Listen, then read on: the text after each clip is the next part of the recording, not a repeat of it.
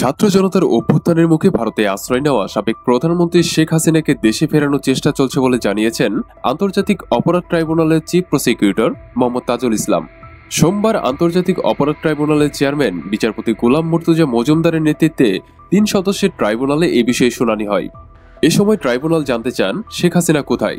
তখন chief prosecutor বলেন, শেখ হাসিনা পালিয়ে ভারতে আছেন, তবে ইন্টারপোল এবং বন্দি প্রত্যর্পণ চুক্তির মাধ্যমে তাকে দেশে ফেরানোর চেষ্টা চলছে। পরে জুলাই আগস্ট গণহত্যা মামলায় সাবেক প্রধানমন্ত্রী শেখ হাসিনার বিরুদ্ধে ১ মাসের মধ্যে তদন্ত শেষ করার নির্দেশ দেন ট্রাইব্যুনাল। এদিকে জুলাই আগস্টের গণহত্যা ও মানবতা বিরোধী অপরাধে জড়িত থাকার অভিযোগে গ্রেপ্তার হওয়া সাবেক ৯ মন্ত্রী প্রতিমন্ত্রী সহ ১৩ জনকে ট্রাইব্যুনালে হাজির করা হয়েছে।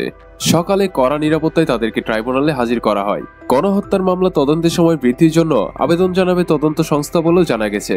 যাদেরকে হাজির করা হলো তারা হলেন সাবেক আইনমন্ত্রী আনিসুল হক, বেসামরিক বিমান পরিবহন ও পর্যটন মন্ত্রী লেফটেন্যান্ট কর্নেল অবসরপ্রাপ্ত ফারুক খান, বাংলাদেশের ওয়ার্কার্স পার্টির সভাপতি ও সাবেক মন্ত্রী রাশেদ খান মেনন, জাসদ সভাপতি হাসানুল হক ইনু, সাবেক ডাক, টেলিযোগাযোগ ও তথ্য প্রযুক্তি প্রতিমন্ত্রী জুনায়েদ আহমেদ পলক, সাবেক প্রধানমন্ত্রী শেখ হাসিনার বিদ্যুৎ, জ্বালানি ও খনিজ সম্পদ বিষয়ক উপদেষ্টা তৌফিক ইলাহি চৌধুরী, সাবেক মন্ত্রী দীপুমণি, সাবেক প্রধানমন্ত্রী শেখ হাসিনার বেসামরিক শিল্প বিনিয়োগ বিষয়ক উপদেষ্টা এবং বেক্সিমকো গ্রুপের vice chairman Salman F Rahman, Awami League নেতা ও সাবেক মন্ত্রী কামাল আহমেদ মজুমদার, সাবেক মন্ত্রী গোলাম দস্তগীর গাজী, সাবেক বিচারপতি শামসুদ্দিন চৌধুরী মানিক, সাবেক স্বরাষ্ট্র সচিব জাহাঙ্গীর আলম, সাবেক কৃষিমন্ত্রী ও আওয়ামী লীগের সভাপতি মণ্ডলীর সদস্য ডাক্তার আব্দুর রাজ্জাককে।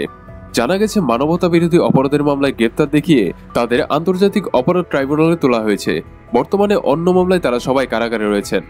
২৭ অক্টোবর আন্তর্জাতিক অপরাধ ট্রাইব্যুনালের চেয়ারম্যান বিচারপতি মোহাম্মদ গোলাম মুর্তজা মজুমদারের নেতৃত্বে ৩ সদস্যের বিচারিক প্যানেল তাদের হাজির করার আদেশ দেন। ট্রাইব্যুনালের অপর ২ সদস্য হলেন বিচারপতি মোহাম্মদ শফিউল আলম মাহমুদ ও বিচারক মোহাম্মদ মহিতুল হক এনাম চৌধুরী। হাসান এক্সপ্লোরস।